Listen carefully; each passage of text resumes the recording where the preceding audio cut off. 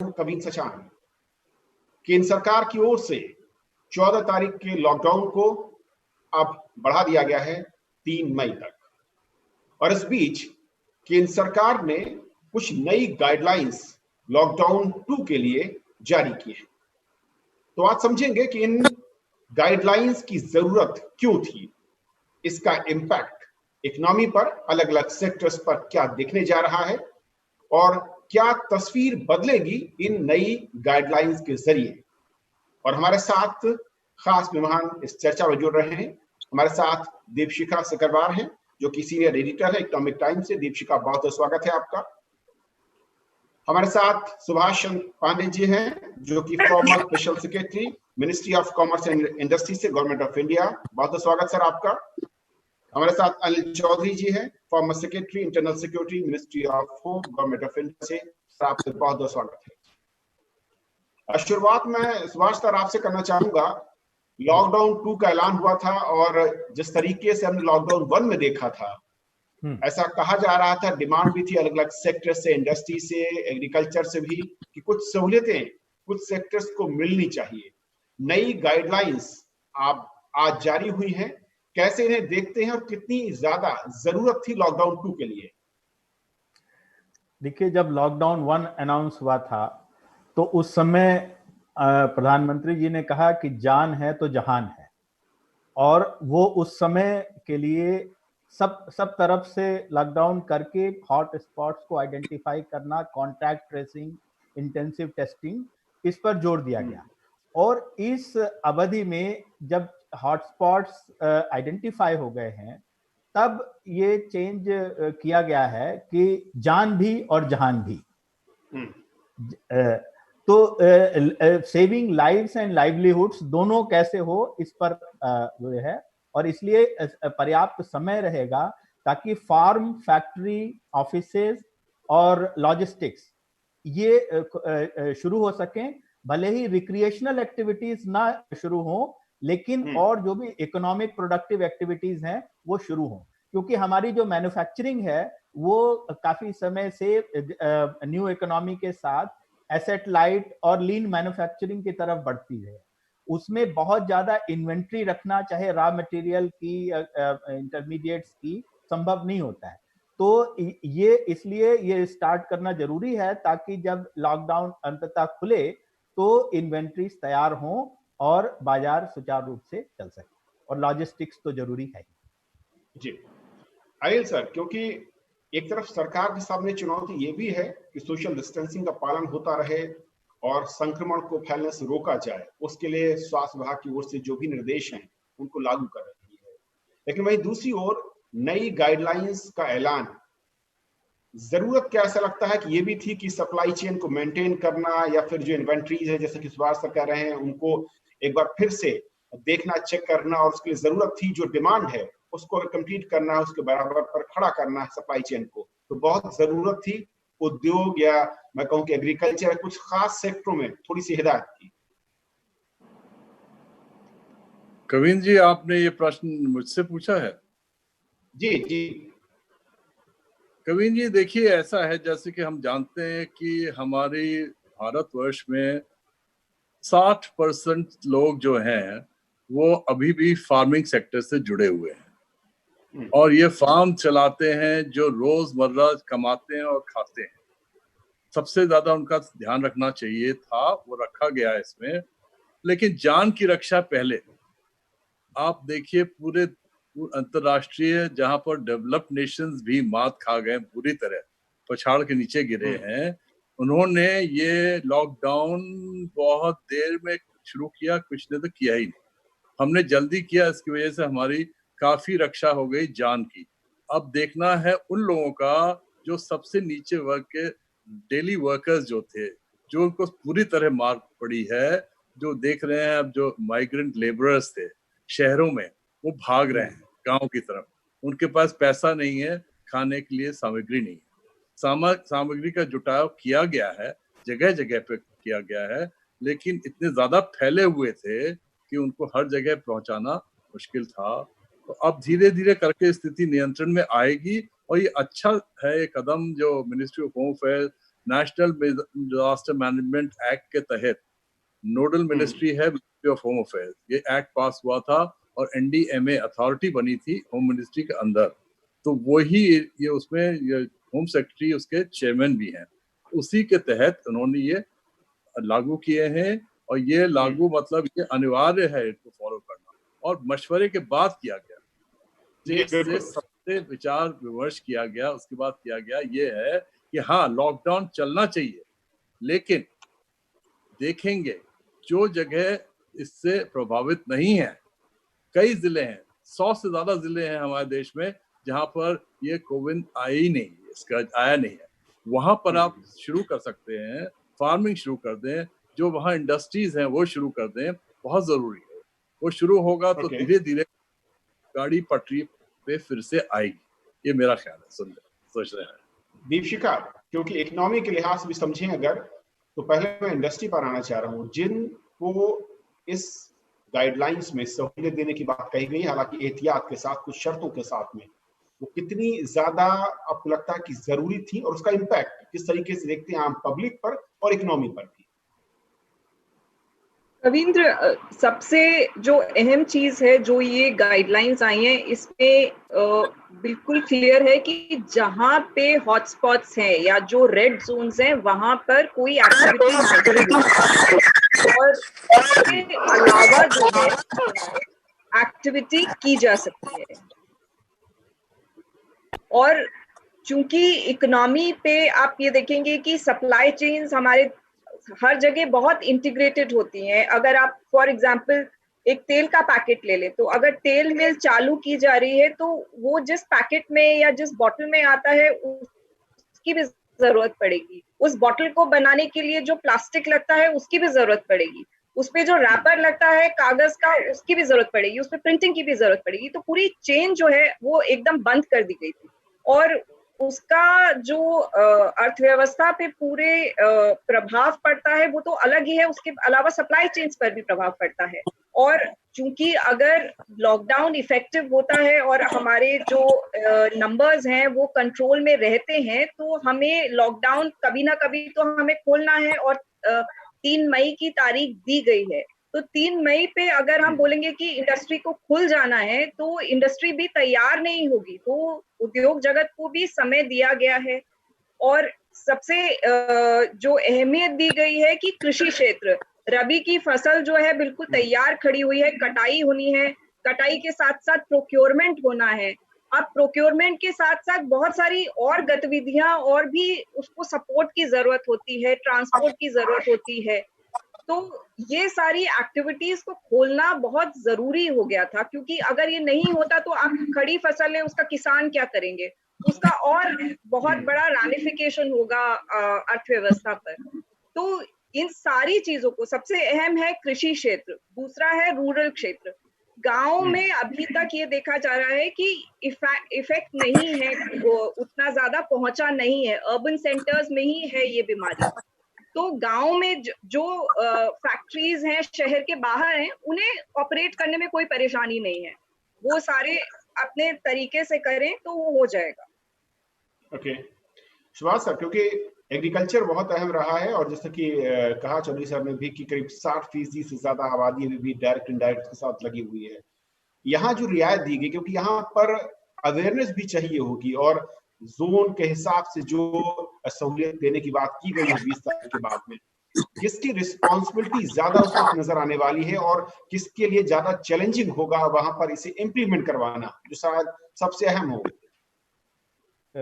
देखिए, farm activities, construction activities और factory activity, इन सब में जो एक अंडरलाइंग मैंडेट है वो ये है कि या तो जो उसके वर्कर्स हैं वो उसी प्रेमिसेस में रह रहे हों या उनके लाने ले जाने की व्यवस्था भी एम्प्लॉयर्स करें। तो अभी जैसा कि रबी फसल की बात उठी थी, तो जब ये सीजन अभी शुरू हुआ था बैसाखी से पहले और ये फसल खड़ी है, तो काफी हद तक तो पंजाब में इसका मैकेनाइजेशन हो चुका है, हार्वेस्टिंग का। मैनुअल लेबर पर डिपेंडेंस सालों साल कम होती जा रही है और यही एक वजह है जिसकी वजह से राइस स्टॉक बर्निंग का इशू आता है, नवंबर में एयर पोल्यूशन का इशू आता है। तो ये मैनुअल लेबर पर डिपेंडेंस उतनी नहीं है जैसी आज से 20 साल पहले होती थी, 25 साल बड़े, लेकिन फिर भी है। तो वो फैक्ट्री सेटअप में भी जहां पर कि सोशल डिस्टेंसिंग मेंटेन की जा सकती है, even bye wearing ओवरऑल्स for the general hygiene, तो या face mask of any type, तो क्लोज प्रॉक्सिटी में भी काम हो सकता है। तो ज्यादातर दिक्कत तब आती है ट्रांसपोर्टेशन में, work place to home and back. तो क्योंकि पब्लिक ट्रांसपोर्ट बंद है, मेट्रो बंद है, रेलवे बंद है, तो इसलिए जहां तक व्यवस्था हो सकती है ट्रांसपोर्ट ऑफ वर्कर्स की, या वर्कर्स उसी एरिया में ही रह रहे हो, एक इनक्लोज्ड एरिया में, और सोशल डिस्टेंसिंग को ऑब्जर्व करते हैं। तो ये अब रहते हुए फार्मिंग एक्टिविटीज तो हो गई। अगर फार्मिंग एक्टिविटी हार्वेस्टिंग नहीं होगी तो अभी तो फूड कॉर्पोरेशन के गोदाम भरे हुए हैं, बफर स्टॉक नॉर्म से कहीं ज्यादा है, लेकिन फूड सिक्योरिटी के चैलेंज तो इसमें है कि वो बफर स्टॉक्स को रिप्लेनिश भी किया जाए, अन्यथा सारा जो हमारी स्कीम है हेल्प देने की, वो सब गड़बड़ा जाएगी। तो इसलिए फार्म फैक्ट्री दोनों को इसमें प्राथमिकता दी। जहां पर भी हॉटस्पॉट नहीं है, जहां सोशल डिस्टेंसिंग ऑब्जर्व कर सकते हैं, जहां वर्कर्स उसी सेटअप में रह सकते हैं, वो उनको धीरे धीरे खोला जाएगा। अनिल सर, क्योंकि हमने पिछले जो लॉकडाउन का पहला का पीरियड था उसमें हमने देखा कि जो सबसे ज्यादा परेशान करने वाली, चिंता वाली बात थी, वो थी कि लेबर या श्रमिक वर्ग का पलायन शहरों से अपने घरों की तरफ। और जिस तरीके से सरकारों ने, स्थानीय सरकारों ने कोशिश की, वो हालांकि बड़े प्रयास थे, लेकिन शायद उन सब तक मदद नहीं पहुंची। क्या यही वजह है कि मैं देख रहा था इन गाइडलाइंस को, जो छोटे वर्कर हैं, चाहे वो प्लम्बर का काम करने वाला हो, इलेक्ट्रीशियन हो, यहाँ तक इनको भी छूट देने की बात कही गई है। साथ ही मनरेगा के काम को दोबारा शुरू करना, कंस्ट्रक्शन का वर्क जो प्रोजेक्ट लगे हुए वहां पर भी, यानी कि इन श्रमिकों को खासतौर पर सरकार की नई गाइडलाइंस में प्राथमिकता मिली है। देखिए, बहुत ही ये जरूरी था कि जिनको डेली लेबरर्स हैं उनको बारे में सोचा जाए कि वो सब भागेंगे। जब उनकी कमाई का जरिया खत्म हो गया, सब अपने गांव भागते हैं, भाई वहां पहुंचो तो कुछ ना कुछ इंतजाम हो जाएगा, भागे। तो लोगों ने इंतजाम किया, जहां नहीं हुआ वहां ज्यादा परेशानी हुई, लेकिन जहां पर तैयारी थी वहां ठीक रहा। अब देखिए, रसद सामग्री, खाद्य सामग्री सब जगह जा रही है, गुड्स ट्रेन स्टार्ट हो गई हैं, ट्रक स्टार्ट हो गए हैं, 2 ट्रक ड्राइवर और 1 हेल्पर अलाउड है हाईवेज पे, और मोटर गैराजेस खुल गए हैं, ढाबे भी खुल गए हैं। तो ये बात है कि सब जगह जाएगी। लेकिन हाँ, जैसा कि कहा उन्होंने, उनको तो बनाना भी पड़ेगा ना। जो ले जा रहे हैं माल, वो बनेगा कैसे? वो वहां बनाना शुरू करिए जहां पर इसका इफेक्ट नहीं है अभी तक। कई रूरल एरियाज है, महाराष्ट्र में इंडस्ट्रीज हैं, बहुत है, और वहाँ करीब करीब मैंने सुना है कि कई जिले हैं, 17, 18 या शायद 19 जिले हैं जहां पर इसका प्रभाव बिल्कुल नहीं है। वहां आप इंडस्ट्रीज शुरू करें और वो बनते रहे सामान और पहुंचाते रहे ये ट्रक्स वाले और गुड्स ट्रेन वाले, तो काफी राहत मिलेगी, पूरे देश को राहत मिलेगी। लेकिन ये भी जरूरी है कि जो पालन इसका बहुत सख्ती से होना चाहिए। हमारे यहाँ देखिए, अब जगह जगह अलग अलग प्रदेश में अलग अलग तरीके से इसका पालन हो रहा है। केरला में सबसे अच्छा हो रहा है, इसलिए वहां पर सबसे पहला केस वहीं हुआ था, लेकिन अब देखिए सबसे कम हो रहा है वहां पर, तो और जगह हो रहा है, और जहां पर कम पालन हो रहा है वहां ज्यादा हो रहा है। दिल्ली में देखो, दिल्ली में ठीक है, वहां पर जमघट हुआ था, वहां से फैला था, उसके अलावा भी लोग इतना पालन नहीं कर रहे हैं जितना करना चाहिए। मेरे हिसाब से लोगों को घर में रहना चाहिए। दिल्ली वाले तो इतने खुशकिस्मत हैं, सब मिल रहा है, प्रोविजंस मिल रहे हैं, सब्जी वाले ठेले आ रहे हैं, फल वाले आ रहे हैं, दूध मिल रहा है जगह जगह, तो फिर बाहर निकलने की क्या जरूरत है? तो सख्ती करनी चाहिए, और एनडीएमए एक्ट के तहत जो पुलिस को पावर्स दी गई हैं उनका इस्तेमाल करना चाहिए। पुलिस को, बीट पुलिस वाले जो हैं वो घूमते रहे और देखते रहे। हाँ भाई, दवाई लेने जा रहे हैं जरूर, और अगर कोई आप फल लेने जा रहे हैं, सब्जी लेने जा रहे हैं, कई लोग निकल जाते हैं सिर्फ ऐसे ही घूमने घामने, गाड़ी उठाई और निकल गए, वो बंद होना चाहिए। वो अपनी जान जोखिम में डाल रहे हैं, पड़ोसियों की जान जोखिम में डाल रहे हैं, पूरे एक दफे कम्युनिटी में फैला तो फिर लेने के देने पड़ जाएंगे। तो इसलिए बहुत जरूरी है इसको चलाना, सख्ती से चलाना और छूट देना वहां जहां पर मैन्युफैक्चरिंग हो, और वहां पर जैसे कि राबी क्रॉप तैयार है, वो फसल की कटाई माइग्रेंट लेबर्स करते हैं पंजाब में, वहां पंजाब के सिख लोग नहीं करते हैं, लेकिन हाँ मशीनरी भी लगाई गई है, कई जगह कटाई मशीन से होगी, ये अच्छा है। और मंडियों में अनाज का रक्षा करी जाएगी, अनाज की कमी होगी, मान के चलना चाहिए। हरियाणा, पंजाब, यूपी में जहां होता है गेहूं, वहां पर इसकी कटाई की मुश्किल है। लेकिन चैलेंज बड़ा है, क्योंकि दीपशिखा जिस तरीके से इन हिदायतों को या इन मैं नई गाइडलाइंस को कहूं, बहुत बड़ा चैलेंज होगा उन कंपनियों के लिए भी शायद, जिन्हें शुरू करना है अपनी सर्विसेज को, छोटी यूनिट्स को, एग्रीकल्चर या हो मैं कहूं, या फिर पैकेट फूड की बात हो या फिर दूसरे पैकेजिंग की बात हो रही हो। ऐसे में किस तरीके से आपको लगता है कि जो पतली बहुत माइन्यूट सी एक लाइन है उस पर चलना होगा, चाहे वो एडमिनिस्ट्रेशन की ओर से हो जो उन्हें छूट दे, या फिर वो इंडस्ट्री या फिर एग्रीकल्चर सेक्टर के लोग हो जो कि इसे चलाना चाह रहे हो? अविन जी, एक चीज तो है कि अगर आप गाइडलाइंस देखेंगे जो मिनिस्ट्री ऑफ होम अफेयर्स ने निकाला है, उसमें पहली चीज जो है 20 तारीख तक सब राज्य और सब शहरों के जो है उसका स्टेटस एक रिपोर्ट दिया जाएगा, सबका असेसमेंट किया जाएगा। उसके बाद उन जगहों पे उस ही लेवल का ओपनिंग अप होगा। तो इंडस्ट्री के लिए अब देखिए कि अगर हम एक शहर का उदाहरण ले लेते हैं, या मुंबई जैसा शहर है, मुंबई बहुत बड़ा शहर है, वहां पे बीच बीच में कुछ जगहों पे बहुत ज्यादा ये बीमारी का है, वहां हॉटस्पॉट्स हैं काफी ज्यादा, और कुछ ऐसे हो सकता है किसी का फैक्ट्री उसके आसपास में हो, तो मूवमेंट और उस तरह का सप्लाई का मूवमेंट, लोगों को लाना ले जाना, पब्लिक ट्रांसपोर्ट नहीं है, आपको हो सकता है आपके फैक्ट्री के वर्कर्स चले गए हैं, अब आपको फैक्ट्री को दोबारा शुरू करना है, अब वर्कर्स को कैसे लाएंगे?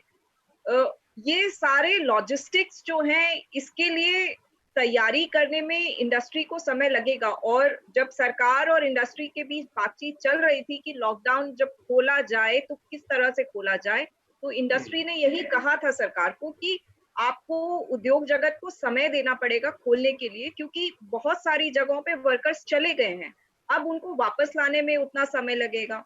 दूसरा चीज है कि इस पूरे गाइडलाइन को, और जो ये पूरा रोड मैप निकल के आएगा कि इस शहर में ये 7-8 हॉटस्पॉट्स हैं, ये नो गो जोन्स हैं, यहाँ नहीं मूवमेंट हो सकता है, ये रेड जोन्स हैं, तो ये सारी चीजें जो है उद्योग जगत को भी फिगर आउट करने में समय लगेगा। और उसी के लिए ये बनाया गया है कि हफ्ता भर का समय है जब तक ये असेसमेंट रिपोर्ट आती है, और ये असेसमेंट होने के बाद उद्योग जगत को बता दिया जाएगा कि ये जोन्स आए हैं, आप यहाँ पे ये ऑपरेशन कर सकते हैं। उनके लिए भी ये बहुत क्लैरिटी के साथ उनको बताया जाएगा, और उनके पास समय है 3 तारीख तक लॉकडाउन खुलने तक कि वो अपने जो हिसाब किताब उनको करना है, अरेंजमेंट करना है, वर्कर को लाने का, फैक्ट्री को चालू कैसे करना है, किस तरह से, उस सब के लिए उनको समय दिया जा रहा है।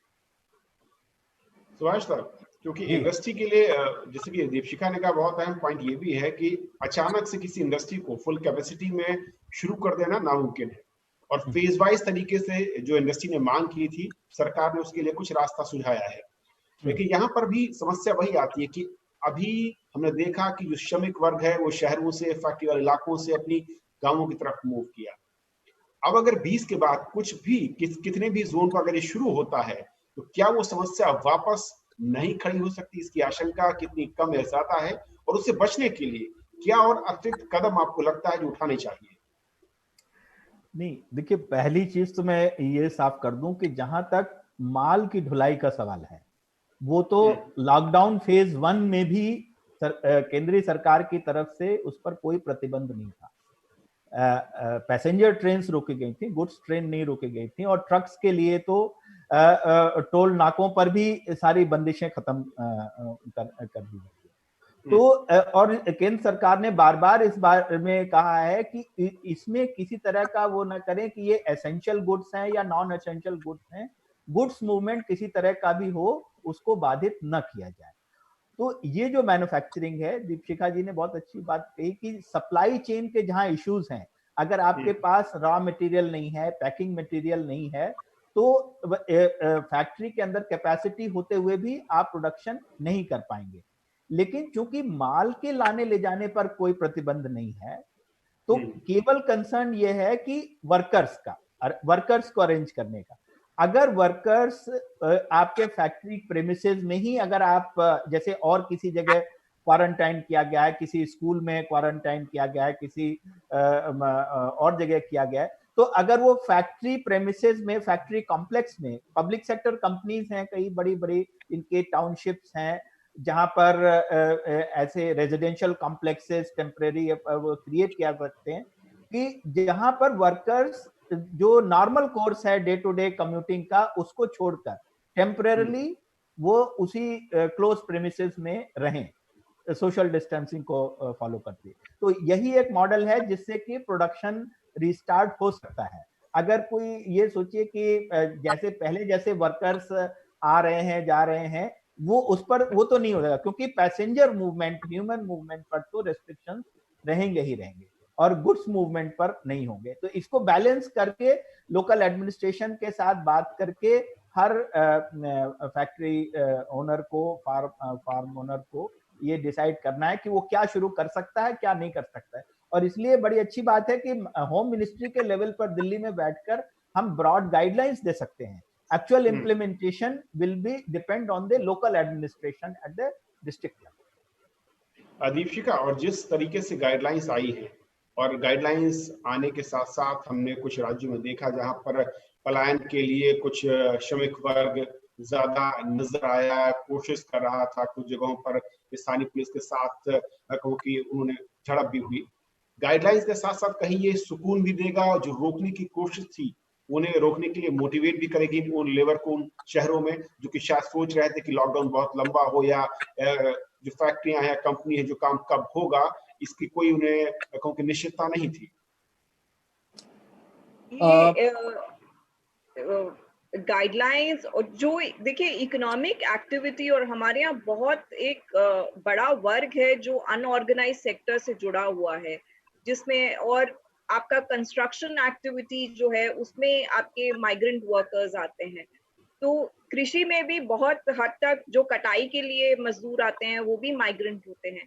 तो जगह जगह पर अलग अलग राज्यों से लोग माइग्रेट करके ये वर्कर्स गए हुए हैं। अब फैक्ट्रियां अगर बंद होंगी तो एक तरफ तो जो व्यवसायी है, और हालांकि सरकार की तरफ से बराबर ये रिक्वेस्ट किया जा रहा है, ये कहा जा रहा है कि आप मजदूरों, आप नौकरियों से नहीं निकालिए लोगों को, उनकी तनख्वाहें मत काटिए, उनको देते रहिए। लेकिन जो व्यवसायी वर्ग है वो भी अपना जो व्यवसाय है वो बंद करके बैठा हुआ है, उसको भी आगे कोई अगर उम्मीद नहीं दिखाई दे रही है तो उसके लिए वो कर्ज लेकर के तनख्वाहें नहीं देगा। जो टेम्पररी वर्कर्स हैं वो, तो ये जो एक एप्रीहेंशन और ये डर लोगों के मन में था माइग्रेंट वर्कर्स के, और दूसरा अब ये उम्मीद रहेगी उनको कि काम शुरू होने जा रहा है। तो कंस्ट्रक्शन एक्टिविटी अगर एक प्रोजेक्ट है जहां पे मजदूर रहते हैं उसको शुरू किया जा सकता है, क्योंकि मजदूर वहीं रह रहे हैं, कहीं उनको ट्रैवल नहीं करना है। और दूसरा है कि फैक्ट्री प्रीमाइज जो है एक्सपोर्ट यूनिट्स हैं, वहां पर भी बहुत सारे माइग्रेंट वर्कर्स हैं। आपने देखा कि सूरत में ये चीज देखने में आई, वहां प्रदर्शन किया गया वर्कर्स के द्वारा कि वहां वो कढ़ाई के उद्योग में जुड़े हुए थे और वहां काम नहीं हो रहा है। तो अगर इस तरह का काम, इस तरह की फैक्ट्रियां चालू हो जाएंगी तो ये जो आशंकाएं थी लोगों के मन में, खासतौर पे इस वर्ग के मन में, वो काफी हद तक निश्चिंतता आएगी कि नहीं, हमारी नौकरी अभी बरकरार है, हमें काम मिलता रहेगा, अगर नौकरी नहीं है टेम्पररी वर्क मिलता रहेगा कुछ ना कुछ आगे। तो ये जो एक अचानक से डर सा लोगों में फैल गया था, वो उसको थोड़ी सी राहत जरूर मिलेगी इससे। अनिल सर, एक आखिरी सवाल सर आपसे, क्योंकि गाइडलाइंस एमएचए की ओर से है, लागू करना है सरकारों को, और स्थानीय प्रशासन के सामने सबसे बड़ी चुनौती है कि स्वास्थ्य विभाग के निर्देश का पालन भी होता रहे और सरकार की नई गाइडलाइंस के मुताबिक जिन्हें रियायत दी गई है उन्हें उसका लाभ भी मिले। कितनी बड़ी चुनौती दिखती है आपको? कविन जी, आपने बिल्कुल सही कहा। इन गाइडलाइन ने पूरी जिम्मेदारी सौंपी गई है डिस्ट्रिक्ट एडमिनिस्ट्रेशंस को इसको लागू करने की। डिस्ट्रिक्ट मैजिस्ट्रेट्स, कमिश्नर्स जो है वो करेंगे, और जहां पर जितना एडमिनिस्ट्रेशन इफेक्टिव होगा उतनी अच्छी तरह होगा। और ये जैसा कि कहा गया, देखिए मेरा अनुभव जो इंडस्ट्री में है, जो इंडस्ट्रीज के लोग हैं वो बगल में ही रहते हैं, दूर दूर से नहीं आते हैं। गांव के लोग वहीं पर बसा दिए गए हैं, तो इतनी दिक्कत नहीं होनी चाहिए स्टार्ट करने। देखिए जमशेदपुर है, टाटा नगर में ये केस नहीं हुआ है अभी तक, मैंने सुना नहीं, कोविंद का हुआ है। तो वहां पर जितने भी हैं वहीं रहते हैं, तो वही जो है उनके स्किल लेबरर्स जो है स्टार्ट करने में दिक्कत नहीं होगी। लघु उद्योग में भी वहीं के लोगों को ही लिया जाता है, कोई दूर दूर से ट्रेनों से नहीं आते काम करने, पास में ही गांव होते, गांव वाले ही उस पे जाते हैं। तो हाँ, समस्या जटिल है, लेकिन नम हो सकता है, शुरू करवाइए, बट शुरू करना चाहिए, जहां हो सकता है वहां शुरू किया जाए।